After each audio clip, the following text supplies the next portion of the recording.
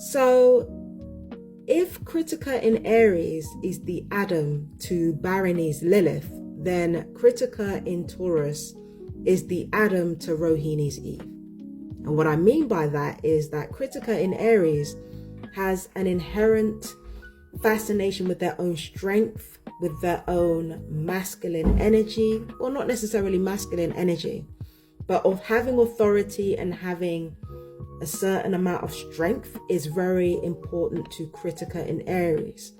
Krittika in Taurus, on the other hand, is the one who discovers the material world.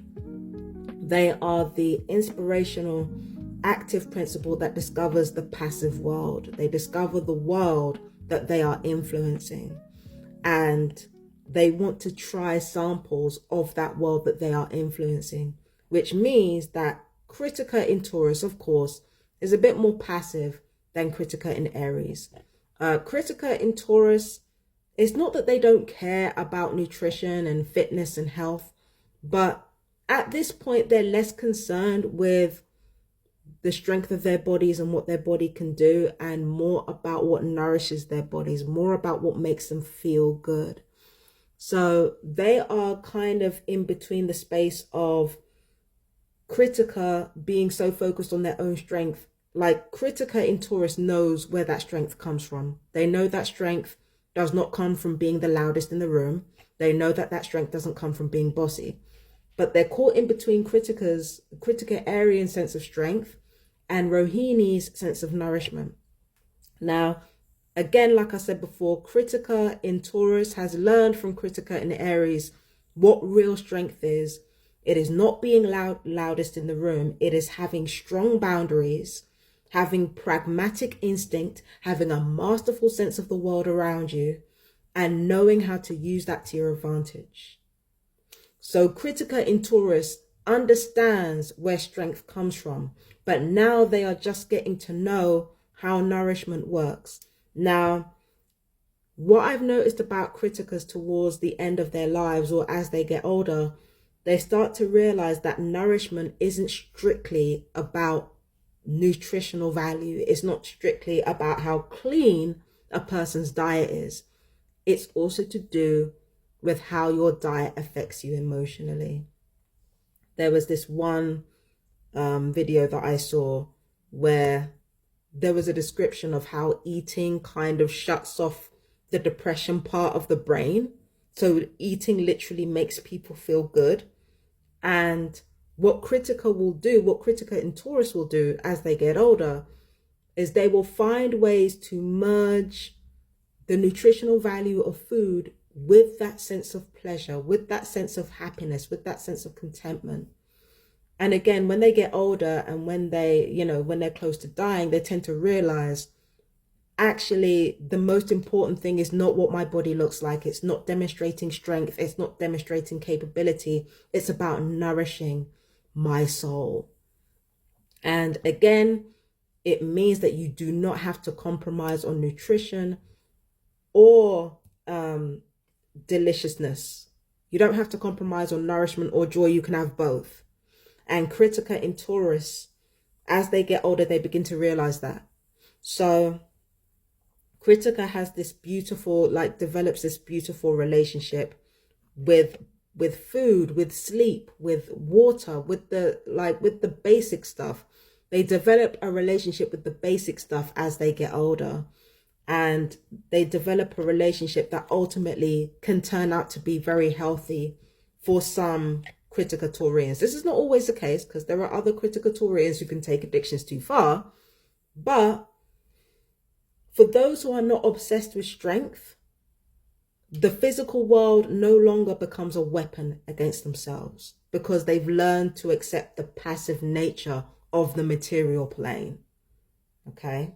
They're not as inspirational as Krittika in Aries, but they are extremely grounded. They do have a sense of their own power, and they do have a quiet sense of confidence that does not come from always being the loudest in the room or always being first.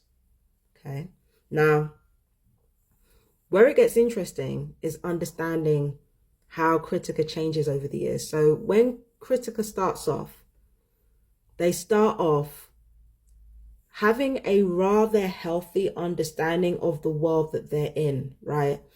So Krittika tends to be fascinated with societal structures, but they also understand how to ask for what they want.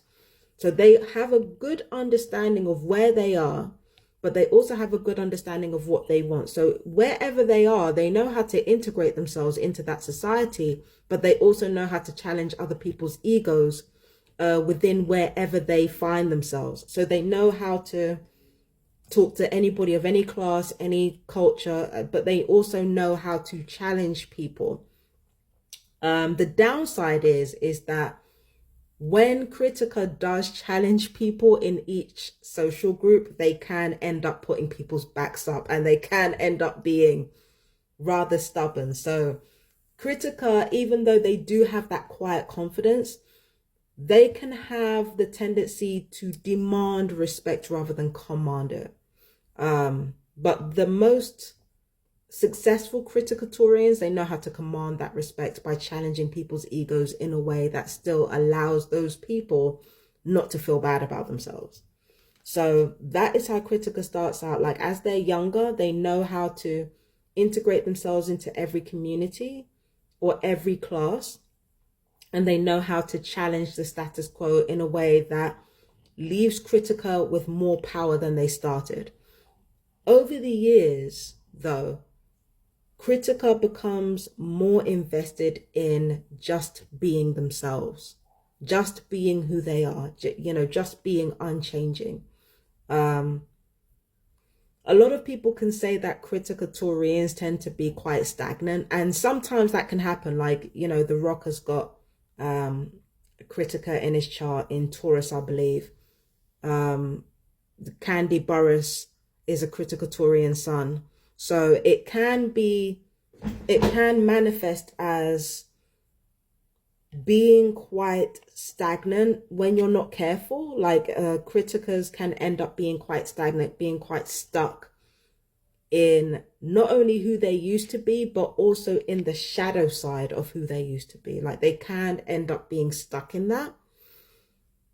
But a more successful Taurian understands how to turn that to their advantage. And also another thing that has to be observed is that Krittika in Taurus tend to keep their looks as well. They tend to keep their looks, not as well as an Ashwini, but they do tend to keep their looks for a certain amount of time. They don't age too badly. They tend to stay frozen in a very elemental part of their lives, it feels like whichever parts of their lives during which they were the most successful, they tend to stay as that person throughout their lives, even when it's not a good idea. Do you know what I mean? They tend to stay as that person throughout their lives, even though that's not a good idea. So Kritikatorians can be frozen in time, sometimes in a good way, sometimes in a bad way. But one thing that will absolutely happen is that, sorry, one second. These motherfuckers know I'm filming. But anyway, so, yeah, these motherfuckers know I'm filming. This is ridiculous. But anyway, Krittika, my apologies. What will happen is that as a Nakshatra, what Krittika will end up doing is that they will end up going from enjoying the simple pleasures in life, enjoying all of that, to teaching people and guiding people in their own way. Like, Kritikatorians being mentors is not unheard of. Again, look at The Rock, look at Candy Burris.